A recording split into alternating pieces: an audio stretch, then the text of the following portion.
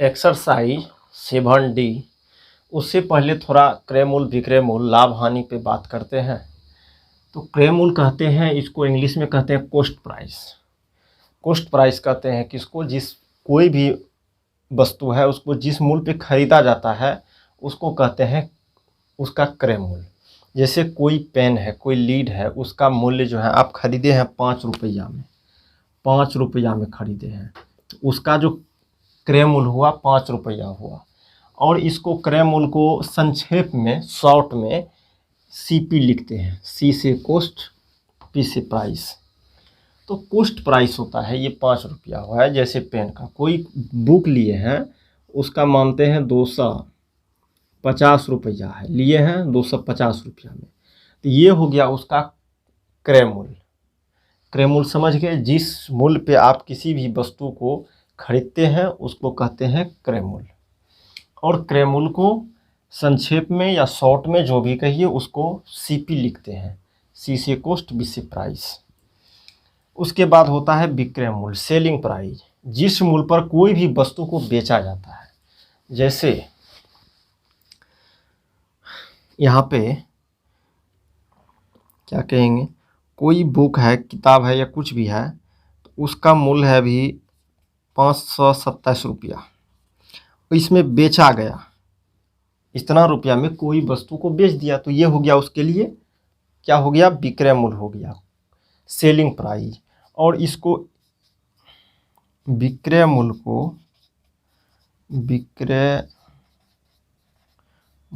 को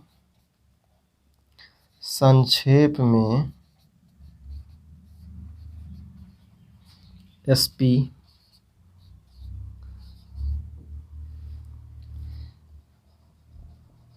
लिखा जाता है,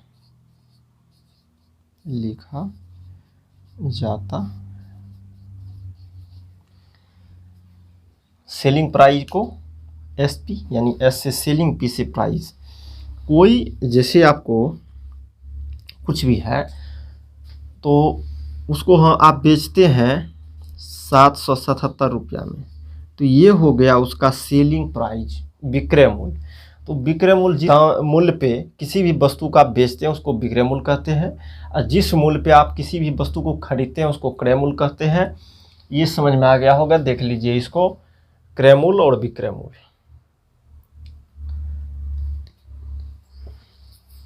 अब देखेंगे लाभ क्या होता है। लाभ होता है जब कोई भी वस्तु को, अभी देखिए यहाँ पे क्रय मूल्य समझते हैं जिस मूल्य पे खरीदते हैं, तो जब यहाँ पे क्रय मूल्य मानते हैं, क्रय मूल्य जो है, क्रय मूल्य अभी मानते हैं 500 रुपया है, और विक्रय मूल्य यानी उसको बेच दिए कुछ में 500 से कुछ ज़्यादा में, कुछ में भी 551 रुपया में, खरीदे थे 500 में और बेचे 551 में, यानी कि क्रय मूल्य से विक्रय मूल्य अधिक हुआ तो लाभ होगा। ये सब समझते हैं, जब 500 में बेचे 551 में, 500 से जैसे ज़्यादा में बिकेगा तो लाभ होगा। तो यहाँ पे होगा लाभ किस कंडीशन पे होता है, क्रय मूल्य जो है छोटा होना चाहिए, कम होना चाहिए, और ये विक्रय मूल्य ज़्यादा होना चाहिए। तो यहाँ पे लिखेंगे लाभ होने के लिए, यहाँ पे लिखेंगे लाभ होने के लिए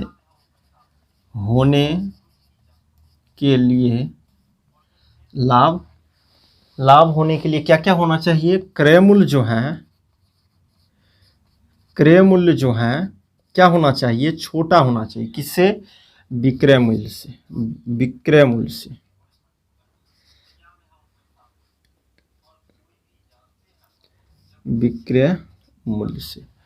क्रय मूल्य छोटा होना चाहिए, किससे, विक्रय मूल्य से। या उल्टी भाषा में समझेंगे, इसको उलट के बोल दीजिए तो हो जाएगा विक्रय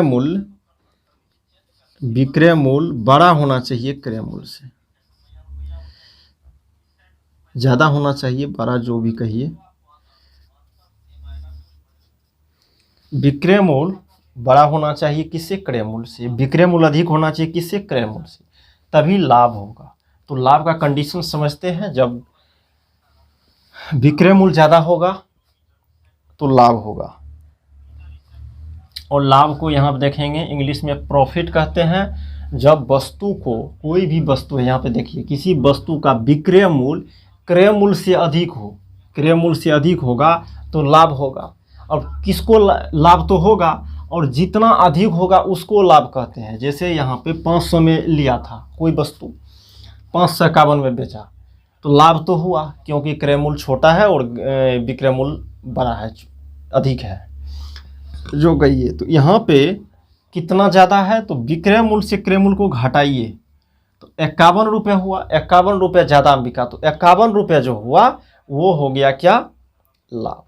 वही कह रहा है ना, विक्रय मूल्य क्रय मूल्य से अधिक होगा तो लाभ होगा, और जितना अधिक होगा, जैसे यहाँ पे 51 रुपया हुआ अधिक, तो उस राशि को लाभ कहते हैं। जैसे यहाँ पे 51 रुपये हुआ लाभ। हानि क्या होता है, लॉस, यदि किसी वस्तु का विक्रय मूल्य क्रय मूल्य से अधिक हो। और कोई वस्तु आप खरीदते हैं, अभी यहाँ पे लिखेंगे क्रय मूल्य यानी खरीद मूल्य जो कहिए, क्रय मूल्य मानते हैं 75 रुपया में। आप कोई वस्तु खरीदे, कोई बुक खरीदे, कितना में, 75 रुपये में, और बेच दिए, यानी विक्रय मूल्य बराबर 75 से थोड़ा सा कम, कुछ भी 60, 75 से छोटा होना चाहिए, कुछ भी मान लीजिए, 60 मानते हैं, 60 रुपया। तो अब देखिए क्रय मूल्य जो है ज़्यादा है और विक्रय मूल्य छोटा हो गया, ये बड़ा है और ये छोटा है। तो विक्रय मूल्य कम जैसे हो गया तो सीधा हानि हो जाएगा। देख लीजिए, कोई भी कहेगा कि भैया 75 में खरीदा, 60 में बेचा, 15 रुपये का लॉस हो गया, ठीक है। यहाँ पे कंडीशन क्या होना चाहिए, हानि के लिए क्या कंडीशन है, यहाँ पे हानि के लिए क्या कंडीशन है, यहाँ पे लिखेंगे हानि के लिए क्या होगा, क्रय मूल्य बड़ा होगा, किससे, विक्रय मूल्य से,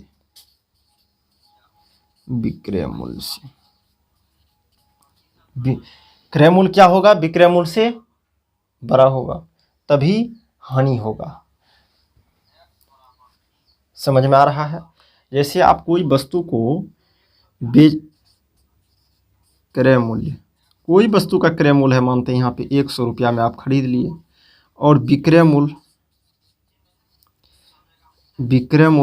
बेचे आप मानते हैं, इससे थोड़ा सा कम होना चाहिए, कुछ भी कम, यहाँ पे मानते हैं 90 रुपया में, ये 90 रुपये में बेच दिए, तो हानि हो गया ना, क्रय मूल्य ज़्यादा है, विक्रय मूल्य छोटा है, तो क्या हो गया, हानि हो गया। तो हानि होगा क्रय मूल्य जब बड़ा होगा, किससे, विक्रय मूल्य से। कंडीशन ये है, समझ में आ रहा है। तो ये हो गया लाभ और हानि की कंडीशन।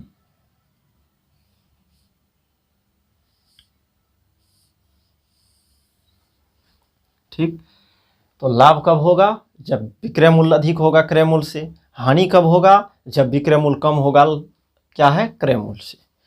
तो इसको देख लीजिए, इसके बाद चलते आगे। तो यहाँ पे विक्रय मूल्य हो गया, क्रय मूल्य, विक्रय मूल्य, लाभ हानि सब समझ गए। उसके बाद एक होता ऊपरी व्यय। क्या होता है, जैसे आप कोई वस्तु को खरीदे कहीं पे, क्रय मूल्य हुआ, उसको लाने में जो खर्च होता है उसको ऊपरी व्यय कहते हैं, ठीक है। जैसे गाड़ी से गाड़ी भाड़ा समझते हैं, उस लाते हैं तो उसको कहते हैं ऊपरी व्यय, ऊपरी व्यय होता है। तो अब देखिए यहाँ पे लिखेंगे, यदि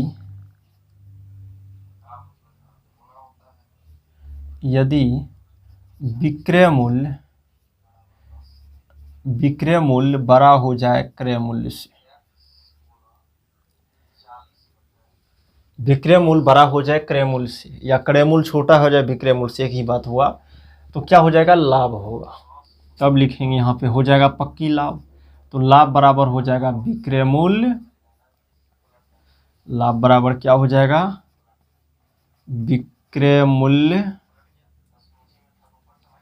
अब माइनस क्रय मूल्य, ठीक है। लाभ होगा, तो लाभ होने के लिए क्या होगा, विक्रय मूल्य माइनस क्रय मूल्य। चलिए, उसके बाद यदि इसको तीनों, ये तीन कंडीशन हुआ, लाभ, विक्रय मूल्य और क्रय मूल्य, तो जब यहाँ पे जब विक्रय मूल्य और क्रय मूल्य दिया होगा तो लाभ निकाल लेंगे, और जब विक्रय मूल्य ही दिया हो, ये दोनों दिया हो, विक्रय मूल्य निकालना हो तो क्या करेंगे, तो यहाँ पे इसको उस साइड ले जाइए, ये माइनस वाला है ना, इसको इस साइड लाइए, तो क्या हो जाएगा, क्रय मूल्य बराबर विक्रय मूल्य अब माइनस, ये लाभ है उस साइड जाएगा तो माइनस, प्लस में है ना, उस साइड माइनस में, तो क्रय मूल्य क्या हो जाएगा, क्रय मूल्य बराबर विक्रय मूल्य माइनस में लाभ। विक्रय मूल्य बराबर क्या हो जाएगा, विक्रय मूल्य बराबर क्या हो जाएगा, यहाँ पे देखेंगे, यहाँ पे समझ में आएगा थोड़ा सा डिटेल में। लाभ बराबर होता है विक्रय मूल्य माइनस क्रय मूल्य, लाभ बराबर होता है, ऐसा है, लाभ बराबर विक्रय मूल्य माइनस क्रय मूल्य।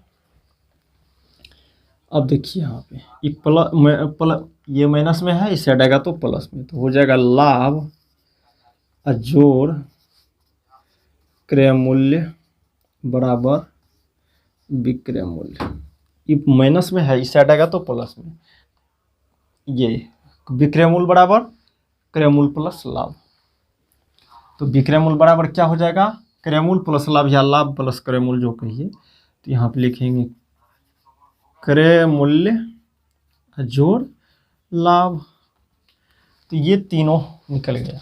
उसके बाद लाभ जब होगा तो लाभ प्रतिशत भी कहेगा निकालने, तो यहाँ पे लिखेंगे लाभ प्रतिशत बराबर लाभ गुना 100 अब बटे में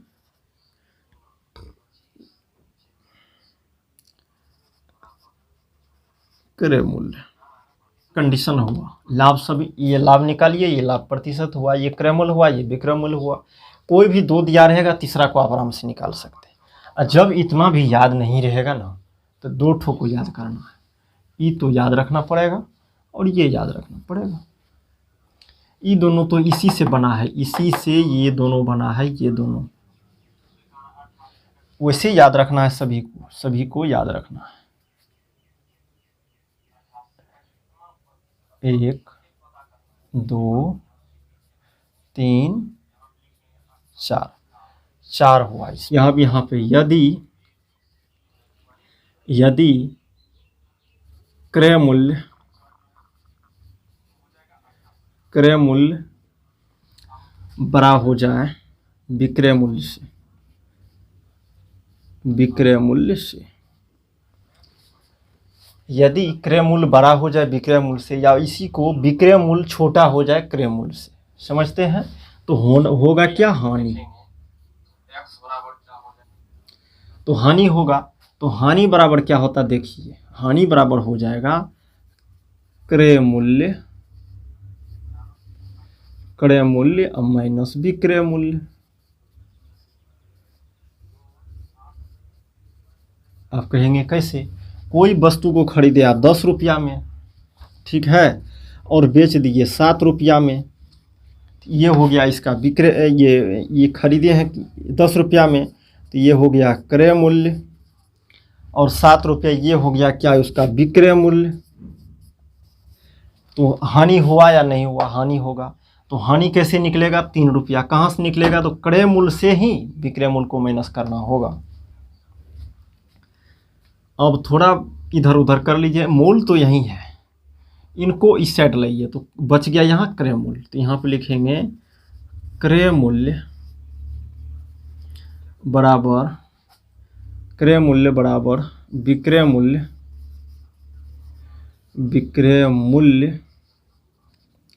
जोड़ हानि, और विक्रय मूल्य बराबर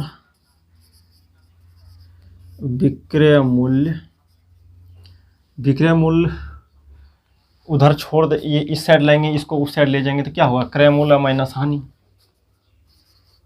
क्रय मूल्य माइनस हानि, ठीक है। और हानि प्रतिशत क्या होगा, हानि हुआ तो हानि प्रतिशत भी होगा।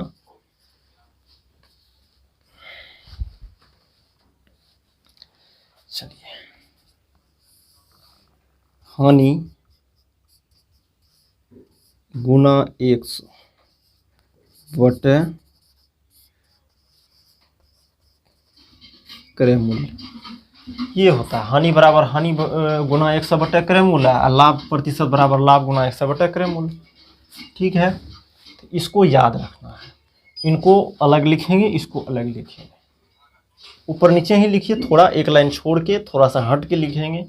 इनका कंडीशन दिया हुआ है कि क्रय मूल्य बड़ा होगा, ज़्यादा होगा, विक्रय मूल्य कम होगा, तब हानि होगा। और जब विक्रय मूल्य ही ज़्यादा होगा, क्रय मूल्य कम होगा, छोटा होगा, तो लाभ होगा।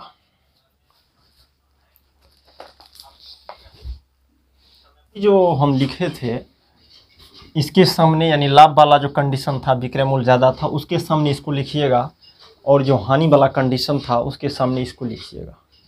यहाँ पे है, यदि विक्रय मूल्य दिया हुआ है, क्रय मूल्य और लाभ प्रतिशत है, तो क्रय मूल्य और पूरे का गुना 1 जोड़ लाभ प्रतिशत बटा 100।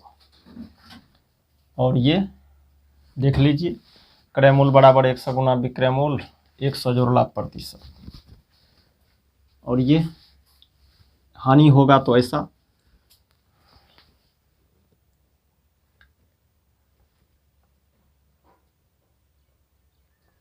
देखिए यहाँ पे लाभ होता है तो प्लस, हानि होता है तो माइनस, सेम है। इसको इसी के सामने लिखेंगे, यहाँ पे जो लिखा हुआ था लाभ वाला, और ये हानि के सामने इसको लिखेंगे।